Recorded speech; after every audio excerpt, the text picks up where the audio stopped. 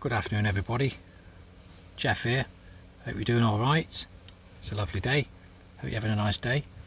And it's just a quick video. I thought, what I'd do. I'd just do a little video talking about the ukulele and how it's going. Ukulele, whatever they're called, ukulele. And here it is. And it's a lovely little thing. And I've done a few things to it. When I first got it, it had a split along there where it had been kept maybe a little bit too dry, so the wood had cracked. So you can still see it. I've glued it, so that's stabilised.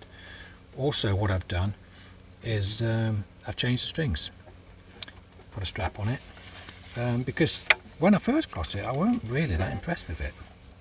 I was thinking, I said before that I was going to think about using it for busking. Maybe doing a different kind of show, acoustic kind of show, especially with my own songs. And I weren't very impressed with it. I didn't like the sound of it at all.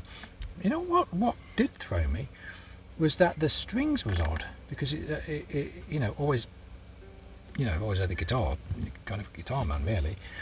And I thought that the ukulele is going to be a lot easier to play than the guitar. But it's not really. I mean, some of the chords are easier, but I've got to learn a whole new range of chords because the strings are tuned differently, and there's only 4 strings, so it's like learning to play a new instrument.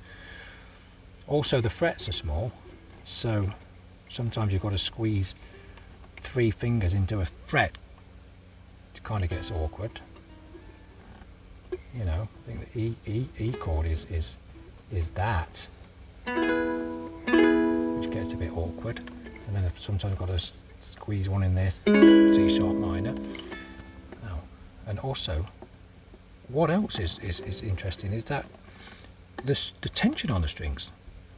When I was putting the new strings on, I was tightening them, and I was like, oh, what do you mean it's still got an octave to go? And they was tight, and I thought, wow, the strings are going to snap.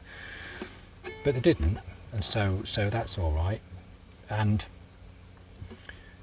before, what the strings are, you've got G, C, E and A. Now before, the G was an octave higher on the top, so it kind of felt a little bit lopsided really to me. Didn't seem to sound right, so I thought, well, that's not very good. Then I found out that you could get a set of strings with a low G, which for me it seems nicer. It means that the A minor is nice. Before, the A minor didn't really work, so it was this felt out of balance, and so I thought, well, it's not going to work for me. I was thinking about reselling it, but I'm not now. I love it now. So I've been practicing. I've been learning some new chords, and I've been practicing on my own songs.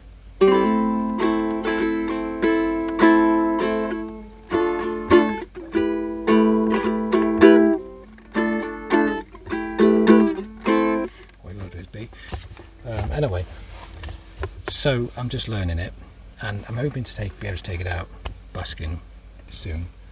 It's like learning something new. Anyway, that's interesting, isn't it? So I just recorded this video 10 minutes ago, and because it's such a small space, I was really, no, you couldn't see the ukulele. I was really close in, because really the studio is what, 4 feet, is it, in width? This way, 4 feet maybe 5, not 5, no, 4 feet. So it means I can only have the camera where you are now. I can't really get much any further back. So anyway, the ukulele was cut off, and so I'm refilming it, and it's interesting because I'm refilming it now. What I'm going to probably switch back to the other version in a minute, because I've already done it, you see. I've already done this video, so it's feeling a little bit odd now, because I'm trying to repeat it, and before it was spontaneous talk, and it's interesting that when you compare it to life, because it's like I'm doing it again, and it's not the same, so I'm not feeling the same spontaneity of conversation, because I'm like, well, that's weird, I'm not really feeling it, so that's interesting. It's interesting. I was thinking about Dean Martin when I was reading a book, I think, biography of Dean Martin, and he was talking about when he did the Dean Martin show in the 1960s, and he hated to rehearse, and he would just soon be playing golf. And he would say when they wanted him to do the show, he said, okay, well, I'll do it, but I'm not going to do rehearsals. I'll just come in and sing my stuff. And I can see that. I'm like, wow, because you can end up killing it if you're not careful, over practicing it, rehearsing it, and then it's done, isn't it? So I'm like, well, that's really interesting, because is that just a metaphor for life? I mean, I tend to go out busking, and I go, oh, I've got some new songs to practice, I'll go out busking with them, and I'm thinking, oh no, I should really practice them before I go. You know, I was reading some stuff about busking, and people were saying, oh, even if you've only got just a few songs, you know, even if you've only got 5 songs, master the 5 songs, and so you can just sing them, you know, just own them 5 songs, and even if you just keep repeating them like that. But I think I'll find it boring to just keep repeating the same songs. I end up going out there and putting on a full show, and I'm thinking, okay, well I've done that one before, or I've done that one, and so I try not to repeat the songs. But really, when I think about it, it's probably different people all the time, because people aren't sticking around. You know, they're off doing this stuff. So, but then the people in the shops are, aren't they? They're hearing it. So that must be kind of crazy if they just keep hearing the same songs on loop.